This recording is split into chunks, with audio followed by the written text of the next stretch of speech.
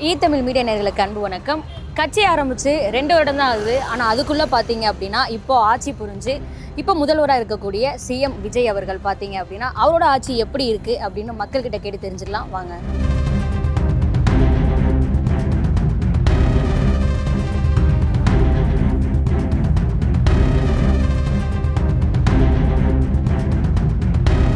இப்போ புதுசாக ஒரு அரசு வந்திருக்கு இல்லையா, விஜயோட ஆட்சி எப்படி இருக்கு, உங்களுக்கு பிடிச்சிருக்கா? பிடிச்சிருக்குன்றதுன்னா இப்போ அவர் சொன்னதே எதுவுமே செய்யல. அதே மாதிரி வந்து எம்எல்ஏ இந்த இந்த ஏரியா எம்எல்ஏ கிட்ட போய் கேட்டாங்க, வெளிநாட்டில் இருக்கிறாங்க, நாங்கள் போய் கரண்ட்டுக்கு வந்து நாங்கள் ஜெயிச்சு உடனே வந்து நாங்கள் உங்களுக்கு போட்டு கொடுத்துறேன் அப்படின்னு சொல்லி சொன்னார். அவர் பேர் புஷி ஆனந்தா. விஜய் ஆனந்த் வந்து இப்போ உடனே நாங்கள் போட்டு கொடுத்துறோம் வந்தார். எல்லாமே பலாப்பழம் கொடுத்து நாங்கள் எல்லாமே வந்து கவர் பண்ணி நாங்கள் அனுப்பிச்சோம்.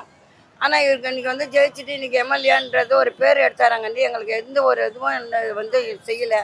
நாங்களும் 2 வாட்டி ஆஃபீஸ் போயிட்டு வந்துட்டோம். இந்த ஏரியா டி நகர்ல அப்படியே தான் இருக்கா? அவங்க சொன்னது எதுவுமே பண்ணலையா? எதுவுமே பண்ணலை. இன்னும் இந்த டி நகர் ஏரியாவில் 33 கையில் ஆப்போசிட்டில் வந்து நான் உடனே வந்தவொடனே நாங்கள் பண்ணிட்டோம். நாங்கள் எல்லாம் தோட்டமே 58 பேரும் அந்த குழந்தை குட்டிங்க எல்லாருமே வந்து அவங்கள நாங்கள் ஓட்டு போட்டு ஜெயிச்சு வச்சோம். இது வரைக்கும் இன்னும் எதுன்னு வந்து பார்க்கல அவர். நாங்கள் வந்து தவிச்சிட்ருக்கோம். இன்ன வரைக்கும் இன்னுமே எங்களுக்கு கரண்ட் இல்லை. ஓகே மேம், நன்றி. ஓகே, இப்போ விஜயோட ஆட்சியை நீங்க எப்படி பாக்குறீங்க? இல்ல, இது வந்து ஒரு அரசியல் ஆட்சி கிடையாது, ஒரு சினிமாத்தனமான ஆட்சியா தான் நம்ம இது மக்கள் பார்த்துட்டு இருக்காங்க. ஏன்னு சொன்னா இப்ப திருச்சிக்கு போய் நன்றி தெரிவிக்கிறேன்னு போயிருந்தாரு. அவர் பேசக்கூடிய விஷயங்களும் அவர் நடைமுறை செய்யப்பட்ட விஷயங்களும் அவர் சொல்லியிருக்கணும். மாறா அவர் பேசின விஷயம் என்னன்னு பார்த்தீங்கன்னா, திரும்பவும் ஒரு பழைய குருடி கதவு திருடின்ற கதையில அவர் திரும்ப என்ன சொல்றாருன்னா டிஎம்கே தான் குறை சொல்லிட்டு இருக்காரு. உங்களுக்கும் அது தெரியும். இப்போ இந்த ஆட்சியில அப்போ பெருமளவுல எந்த ஒரு மாற்றமும் இல்லை அப்படின்னு சொல்ல வரீங்க? மாற்றப்பட்ட ஸ்டிக்கரை மட்டும் ஒட்டியே மாற்றம் கண்டா அது மாற்றமாகாது. நான் என்ன ஜியோ பாஸ் பண்ணியிருக்கேன், ஜியோ என்ன போட்டிருக்கிறேன், அரசாங்கத்து மூலியமா என்ன இப்போ பாலம் டெண்டர் விட்டுருக்காங்களா, ஏதாவது ஒரு அறிக்கை கொடுத்துருக்காரா? எந்த விஷயமும் இல்லை. டிஎம்கே செஞ்ச விஷயத்தையே இவங்க புதுப்பிச்சு சொல்றதுனால எந்த ஒரு மாற்றமும் கிடையாது, ஏமாற்றம் தான் இருக்கு. முன்னாடி கம்பேர் பண்றதை விட இப்போ நிறைய மாற்றம் இருக்கு. ஏன்னா இப்போதான் ஆட்சிக்கு வந்திருக்காங்க. அதுலேயே பார்த்தீங்கன்னா நிறைய சேஞ்சஸ் கொண்டு வந்திருக்கிறாங்க. இப்போ சிங்கப்பெண் படை எடுத்துட்டிங்கன்னு வச்சுக்கோங்களேன், அதெல்லாம் வந்துட்டு எல்லாரும் இப்போ டிஎம்கே ஆட்சியில் கேட்குறாங்க, இதெல்லாம் வந்து யூஸ்ஃபுல்லாக இருக்குமா, இது வந்து கலைஞர் உருவாக்குனது அப்படின்னு சொல்கிறாங்க. கலைஞர் உருவாக்குனதுன்னா கலைஞர் பீரியடில் கொண்டுட்டு வந்திருக்கணும், அதை வந்து அங்கேயே இம்ப்ளிமெண்ட் பண்ணியிருக்கணும். ஆனால் வந்துட்டு அது பெண்களோட பாதுகாப்புக்கு வந்து அதை மட்டும் ஃபோக்கஸ் பண்ணி அவர் இதை கொண்டுட்டு வந்திருக்கிறாரு. ஸோ நிறைய சேஞ்சஸ் இருக்கா, முன்னாடி விட கம்பேர் பண்ணுறப்போ இவ்வளோ குறிப்பிட்ட காலத்தில் இவ்வளோ தூரம் நிறையா வந்திருக்கு. ஸோ இன்னும் நிறைய எதிர்பார்க்குறோம் அவர்கிட்ட இருந்து. இன்னும் நிறைய எதிர்பார்க்குறோம். ஆமாம், ஏன்னா வந்துட்டு இன்னும் பார்க்கணும். ஏன்னா எல்லா கிரிட்டினிசத்தையும் அவர் இது பண்ணணுமே. இப்போ நிறைய பேர் என்ன சொல்கிறாங்க, இது வந்து தற்கொலை கூட்டம்னு சொல்கிறாங்க. ஸோ தற்கொலை கூட்டம் கிடையாது, நிறைய சேஞ்சஸ் இருக்குது. அதுவும் என்ன சொல்கிறாங்கன்னா, இதெல்லாம் வந்துட்டு இப்படி ப்ரோஸ் இருக்குது, கான்ஸ் இருக்குது, அந்த மாதிரி சொல்கிறாங்க. ஸோ எல்லாமே இருக்க தான் செய்யும், கிரிட்டினிசம் இருக்க தான் செய்யும். அதெல்லாம் தாண்டி அவர் எல்லாமே இது பண்ணுறாரு. இன்றைக்கி பார்த்தீங்கன்னா என்டிஐ அநாயக் வந்து அங்கே வந்து சொல்லியிருக்காங்க, பொருளாதாரத்தில் வந்து அவரோட இதை பார்த்து ரொம்ப பாராட்டுறதா இருக்குது அப்படின்னு. ஏன்னா வந்துட்டு அவருக்கு வந்து ஒரு பொலிட்டிக்கல் பேக்ரவுண்ட் கிடையாது, அவர் ஜஸ்ட் ஒரு ஆக்டர் தான். அதில் வந்து இப்போ முன்னாடி பார்த்தீங்கன்னா டிஎம்கேல வந்து அவங்க அப்பா எல்லாமே அவங்க ஒரு பொலிட்டிக்கல் பேக்ரவுண்ட் இருக்குது. அவங்க வெறும் இப்போ ஆக்டர் விஜய்ன்னு பார்த்தா அவரோட ஃபுல் ஃபோக்கஸே வந்து மக்கள் தான். இதுலேருந்து காசு எடுக்கணும், இது பண்ணணும், அந்த மாதிரி ஒரு இது கிடையாது. ஃபுல்லாக மக்களுக்காக பண்ணணும், மக்கள் காசை எடுக்கக்கூடாது, அவ்வளோதான். ஓகே, இப்போ ஃபீமேல்ஸ்க்கு நடக்கக்கூடிய வன்கொடுமையெல்லாம் இப்போ போன ஆட்சியும் நடக்குது, இந்த ஆட்சியும் நடக்குதுங்கிறாங்க. ஸோ கம்பேர் பண்ணுறப்போ உங்களுக்கு எப்படி இருக்குது? பெண்கள் வன்கொடுமையை போட்டு நம்ம வந்து எதுவுமே இது பண்ண முடியாது, எந்த இடத்துலையும் போய் நம்ம உட்காந்து பாதுகாக்க முடியாது. நடக்கிறது எல்லா இடத்துலையுமே எல்லா ஆட்சிலையும் நடக்க தான் செய்யும். ஆட்சி இது வந்து இப்போ வன்கொடுமை வந்து இந்த ஆட்சியில் அதிகம் அந்த ஆட்சியில் அதிகம்லாம் கிடையாது. அந்த ஆட்சியை விட்டுட்டு பெண் வன்கொடுமை வந்து எல்லா இடத்துலையுமே நடக்க தான் செய்யும். அது வந்துட்டு நம்ம தான் வந்துட்டு ஒரு பனிஷ்மெண்ட்டை வந்து இம்ப்ரூவ் பண்ணணும் நம்மளோட இதில் வந்து. இப்போ ரேப்னா வந்துட்டு இவ்வளோ பனிஷ்மெண்ட் கொடுத்து பெயில் வந்து வெளியே வந்துடலாம் அப்படின்னு ஒன்று இருக்குது. அந்த மாதிரி இல்லாமல் ஒரு ஸ்ட்ராங்காக ஒரு பனிஷ்மெண்ட் இருந்ததுன்னா யாருமே வந்து ரேப் பண்ண மாட்டாங்க, செக்ஷுவல் ஹராஸ் பண்ண மாட்டாங்க, எந்த ஒரு இதுவும் நடக்காது. ஏன்னா வந்துட்டு இப்போ பெண்களுக்கும் பாதுகாப்பு இல்லை, பசங்களுக்கும் பாதுகாப்பு கிடையாது. ஸோ அந்த மாதிரி பனிஷ்மெண்ட் இன்க்ரீஸ் பண்ணணும். இதில் ஆட்சி வந்து இந்த ஆட்சி அந்த ஆட்சின்னு கிடையாது, பனிஷ்மெண்ட் இன்க்ரீஸ் பண்ணணும். லா ஸ்ட்ரக்சர் வந்து ஸ்ட்ராங்காக இருக்கணும். அதான். ஓகே, எனக்கு தெரிஞ்ச வரைக்கும் நல்லா தான் போயிட்டு இருக்கு. ஆனால் ஒரு ஒன்றும் டைம் கொடுக்குற டைம் வரைக்கும் ஓரளவுக்கு நல்லா தான் பண்ணிட்டு இருக்கு. ஸோ ஏதாவது மாற்றங்கள் ஏதாவது உங்களுக்கு தெரியுதா போன ஆட்சிக்கும் இந்த ஆட்சிக்கும்? மாற்றங்கள் தெரியுதான்றது டைம் கொடுக்கல. ஆனால் எவ்வளோ பரவாயில்ல ஒயின் ஷாப் மூடி இருக்குது, நிறைய குண்டர் சட்டை போட்டிருக்காங்க, போதைப் பொருள் கொஞ்சம் கம்மி, கொஞ்சம் இல்லைண்ணே ஒரு 75% கொஞ்சம் கம்மியாக இருக்க மாதிரி இருக்குது. எனக்கு என்னோட இதுக்கு சொல்கிறேன், ஏன்னா நாங்கள் வேசரப்பாடி தான், பெரம்பூர் தொகுதி தான், அந்த சைடில் இருக்க சொல்கிறாங்க ரொம்ப அதிகமாக இருந்துச்சு. இப்போ வந்து ஒரு 80% குறைஞ்சிருக்க மாதிரி இருக்குது எல்லாமே. ஓகே. ஆனா பெண்களுக்கான வன்கொடுமைகள் பாத்தீங்கன்னா குறைஞ்ச அளவு தெரியல, தொடர்ந்து நடந்துட்டு தான் இருக்கு. அதை எப்படி தொடர்ந்து பாக்குறீங்க? இருக்கு. அது யார் என்ன பண்ணுறாங்கன்னு ஒன்றும் சரியாக ஒரு இது பிடிமானம் இல்லை. ஆனால் இது பிடிச்சிருந்து 2-3 பேரை குண்டர் சட்டத்தில் போட்டிருக்காப்புல, அந்த பாலியல் வன்கொடுமை பண்ணவங்கள 2-3 பேரை குண்டர் சட்டத்தில் போட்டிருக்காங்க. இது பின்னணியில் யார் இருக்காங்கன்னு தெரியல, முழுசாக எதுவும் தெரியல நமக்கு. அவங்களுக்கு இன்னும் டைம் கொடுக்கும். என்னை பொறுத்த வரைக்கும் தான் 1 மாதம் ஆகுது, மினிமம் ஒரு 6 மாதம் 1 வருஷம் போனால் தான் அதுக்கு அவரோட ஆட்சியோட நிலைமை என்னன்னு தெரியும். ஓகே. புதுசாக வந்திருக்காங்க விஜய், அதனால் வந்து இனி ஃப்யூச்சர் எப்படி இருக்குன்றது பார்த்தா தான் தெரியும். எலக்ட்ரிக்கல் எல்லாருமே அவங்களுக்கு எக்ஸ்பீரியன்ஸ் இல்லை இல்லையா, இப்போ தானே வந்திருக்காங்க, போக போக தான் ஏதாவது தெரியும் இனி ஃப்யூச்சர் எப்படின்னு. கரண்ட் எல்லாம் வந்து நார்மலாக நடக்கிற சுச்சுவேஷன் தான். இவங்க அட்வான்ஸாக இதில் கொஞ்சம் டைம் ஸ்பெண்ட் பண்ணி பண்ணணும். அது அவங்களுக்கு உள்ள புதிய இதுன்றதுனால யாரும் ஒன்றும் செய்ய முடியல.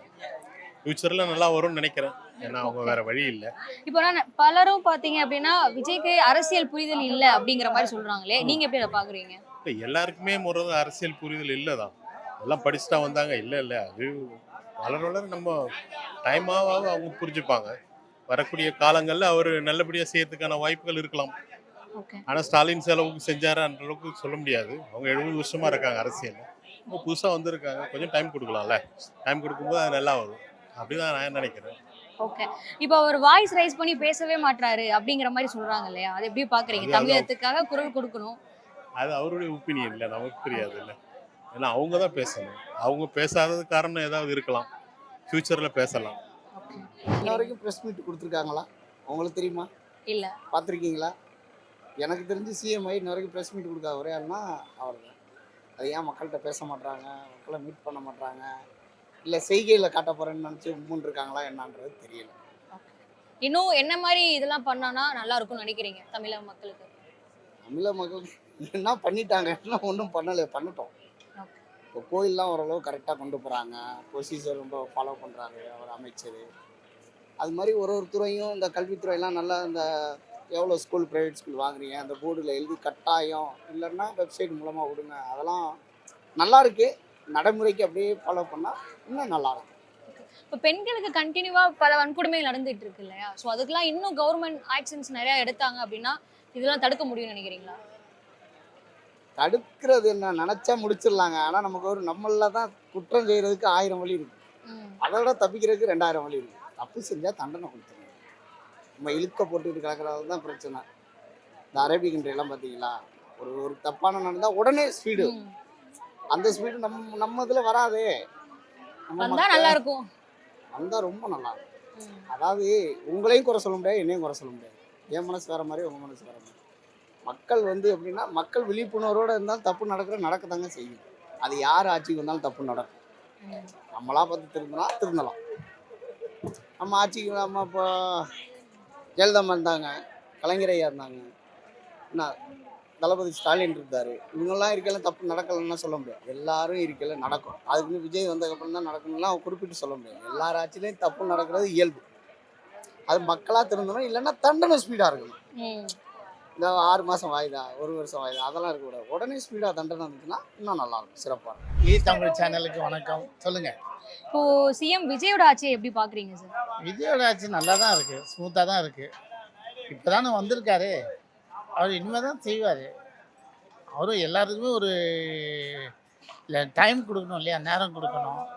இப்போ தான் வந்திருக்காரு, இன்னும் செட் ஆன பிறகு எல்லாம் ஒன் பை ஒன்னாக செய்வார். ஓகே. அவருக்கு பெரும் அளவில் அரசியல் புரிதல் இல்லை அப்படிங்கிற மாதிரி சொல்றாங்க, அதை எப்படி பார்க்குறீங்க? அப்படி இல்லை, எல்லாருக்கும் நாட்டில் உள்ள ஒவ்வொரு குடிமகனுக்கும் அரசியல் இது உண்டு, அவருக்கும் இருக்குது. எல்லாமே நிதானமாக தான் செய்ய முடியும். அவர் கரெக்டாக தான் பண்ணிட்டு வர்றார். ஆனால் இப்போ சிஎம் விஜயோட ஆட்சி எப்படி பார்க்குறீங்க? நல்லதாமா இருக்கு. இப்போதான் வந்துக்கிறாரு, போக போக தெரியும். என்ன மாதிரி நலன்கள் இன்னும் பண்ணா மக்களுக்கு பெனிஃபிட்டா இருக்கும்னு நினைக்கிறீங்க? மக்களுக்கு என்னம்மா, மக்களுக்கு நாங்க இப்பதானே வந்துக்கிறாரு, போக போக இல்ல நீங்க என்ன எதிர்பார்க்கறீங்க? நான் அவர்கிட்ட பெரும்பாலும் நிறைய பேர் எதிர்பார்க்கறாங்க, உங்களோட எதிர்பார்ப்பு என்ன? எதிர்பார்ப்புனாமா, அவர் வந்து இலவசம் எதுவும் கொடுக்க தேவையில்லம்மா. ஒயின் ஷாப்பை மூடிட்டு மின்சாரத்தை இலவசமாக கொடுத்தா போதுமா, அவங்கவுங்க பொழைச்சிப்பாங்க. ஓகே. இப்போ அதே மாதிரி தமிழகத்தோட ஏன்னா இப்போ வந்து சராசரி ஒரு ஆள் வந்து ஒரு நாளைக்கு மாசம் 10,000 ஒயின் ஷாப் கொடுக்குறாங்க. ஒயின் ஷாப் மூட்டா அவங்க 2,500 தராரா தரவே தேவையில்ல. அவங்க 7,500 மிச்சமா அவ்வளோ மக்களுக்கு. ஆமா, அதை வச்சு அவங்க வாழ்ந்துப்பாங்க. மின்சாரம் கொஞ்சம் ஃப்ரீயாக கொடுத்து ஒயின் ஷாப்பை கட் பண்ணா போதும். அவங்க வேலைக்கு செஞ்சு பொழைச்சி சாப்பிட்டுப்பாங்க. அம்மா அரசியல் புரியுதில்ல, அந்த இடத்துக்கு அவர் வந்துட்டார். புரியுதில் இல்லாமல் மனுஷன் ஓட்டு போட்டு அவரை உள்ள தூக்கி வச்சான், அந்த மாதிரிலாம் கிடையாது. புரியுதில் இல்லாமல் இல்லை, அவர் தான் அந்த இடத்துல உட்காரணும், வேற யாரும் உட்கார முடியாது. அதான் இறைவனோட இது, அதான் உண்மை. நம்மளை என்னையை பொறுத்த எல்லாமே இறைவனை கொண்டு தான் நடக்குது ஒழிஞ்சு விஜயை கொண்டோ உன்னையை கொண்டோ இந்த அம்மாவுக்கும் யாருங்க. இறைவன் என்ன நாடுறோம் அதான் நடந்துக்கிட்டு இருக்கு. அவன் நாடாமல் நீனும் அசைய முடியாது, நானும் அசைய முடியாது. அதான் உண்மை. நீ எது கேட்டாலும் சரி, விஜய்னாலும் சரி, கலைஞர் மு.க. ஸ்டாலின் யாராக இருந்தாலும் இறைவன் நாட்டபடி தான் நடக்கும். அவன் எந்த ஆட்சி வந்தாலும் நீனே ஆட்சியில் உட்காந்தாலும் அவன் கரண்ட் போனால் உனக்கு என்ன தெரியும்? நீ உன் வேலையை முடிச்சு நீ படுக்க போயிடுவ. கரண்ட் அங்கே கட்டாதுன்னா அந்த ஆஃபீஸருக்கு தான் தெரியும், அங்கே உள்ள மனுஷன் தான் தெரியும், உனக்கு தெரியாது. இது மக்கள் வந்து மத்தியில் இது ஒரு போகுதுன்னு சொல்கிறாங்க. அது வரும்போது வரும். நல்லா இருந்தால் அது நல்லா இருக்குன்னு சொல்ல போகிறாங்க, இல்லைன்னா இல்லைன்னு சொல்லுவாங்க. இவர் விஜய் ஆட்சியிலன்னு இல்லை, எந்த ஆட்சி வந்தாலும் கரண்ட் பவர் கட் ஆகுனா என்ன செய்ய முடியும்? போகிறது போய் தான் ஆகும், வர்றது வந்து தான் ஆகும். அதனால் அதுக்கு நமக்கும் விஜய்க்கும் மக்களுக்கும் தொடர்பே கிடையாது. நான் அடித்து சொல்கிறேன், இறைவன் என்ன நாடுறோ அதான் நடக்குது, அதான் உண்மை. Okay, thanks. ஓகே, இப்போ விஜயோட அரசு இப்போ எப்படி செயல்பட்டு வந்துட்டு இருக்காங்க? புதிய ஆட்சி நல்லா தான் செயல்படுது. எதுவும் சிலிண்டர் எல்லாம் தரேன்னு சொன்னாங்க, 2,500 தரேன்னாங்க. எப்படி அதெல்லாம் எதுவும் கொடுக்கலையா? எதுவும் கொடுக்கல. இதுக்கு முன்னாடி இருந்த ஆட்சிக்கும் இப்போ இருக்கிற ஆட்சிக்கும் முன்னாடி இருந்த ஆட்சியில் 1,200 கொடுத்துருந்தாங்களே எங்களுக்கு விதவு பென்ஷன், அதுதான் வாங்கிக்கிறோம். அதுதான் இன்னும் வாங்குறீங்களா? அதுதான் இன்னும் வாங்கிக்கிறோம். எதுவும் செய்யல. கேஸ் தரேன்னாரு, அதுவும் தரல. 4 கேஸ் தரேன், கேஸ் தரேன்னாங்க. 6 கேஸ் தரேன்னாரு, அதுவும் எதுவும் வரல. கரண்ட் இப்போ அடிக்கடிக்க போகுது. இப்போ அதே மாதிரி விஜய் வந்து பெருமளவில் தமிழகத்துக்காக பேசவே மாட்டாரு, அமைதியாவே இருக்காருன்றீங்களே, நீங்க என்ன அதை பத்தி நினைக்கிறீங்க? நாங்கள் நினைக்கிறோம் அவர் எப்போ செய்வாருன்னு தெரியலையே. சொன்னதெல்லாம் எதுவும் இன்னும் செய்யலானா நாங்கள் என்ன நினைக்கிறது? எப்போ செய்வாரு தெரியல. நீங்க தமிழக அரசுக்கு சொல்லணும்னா என்ன ஒரு கோரிக்கை சொல்லுவீங்க? இதுதான் சொல்லுவோம். கரண்ட் போயிட்டு அடிக்கடிக்க தலைவலி வருது. நைட்லேயும் போயிட்டு காலையிலையும் போயிட்டு. இப்போ மத்தியானம் போயிடுச்சு. மத்தியானம் ஒரு 1:30 மணிக்கு போச்சு. 4 மணி வரலாம் வரல. தூக்கம் போச்சுன்னா ஒன்றுமே இல்லைல்ல. நேற்று நைட்டு போயிடுச்சு. அதே மாதிரி இங்கே போனோம் நாங்கள் தூங்கலான்னு கரண்ட் போயிடுச்சு. அதான் பிரச்சனை. கரண்ட் இருக்கிறது ஏதாவது கொடுங்க சொல்லுங்கள்.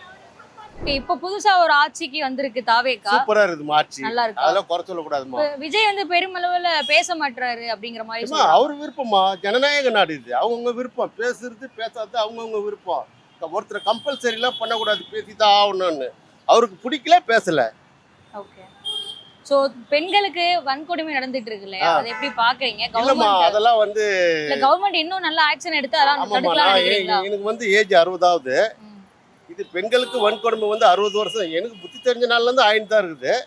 அதை வந்து இப்போ வந்து புதுசா வந்து இருக்கிற தாவேகா ஆட்சி வந்து பெண்களுக்குன்னு ஒரு காவல்துறையை உருவாக்கி இருக்கிறாங்க. அது வந்து சிங்கப்பெண் காவல்துறைன்னு அது மாதிரி வச்சிருக்கிறதுனால இனிமேல் அது படிப்படியாக குறையுமா. இப்போ பெண்களுக்கு பாதுகாப்பாக தான் விஜய் ஆட்சி நல்லா தான் இருக்கு. ஓகேண்ணா, ஓகேண்ணா, நன்றிண்ணா. இப்போ புதுசா வந்திருக்க ஆட்சியை எப்படி பாக்குறீங்க? நல்லா போயிட்டு இருக்குன்னு நினைக்கிறீங்க? நல்லா போயிட்டு இருக்குன்னு உலகம் முழுவதும் சொல்லிட்டு இருக்கிறாங்க. நீங்க எப்படி பாக்குறீங்க? அதே தான் என்னுடைய கோரிக்கையும் அதே தான். இல்ல ஓகேவா?